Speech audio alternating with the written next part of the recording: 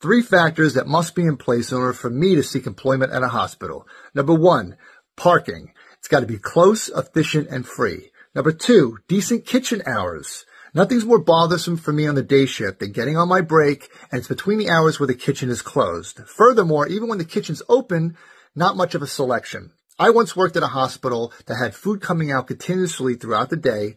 They closed their kitchen at midnight and then reopened at 2 a.m. because they acknowledged that night shift workers are human beings as well. And it was such a morale booster, even just temporarily, to go into the kitchen at any hour and know I can get something good to eat.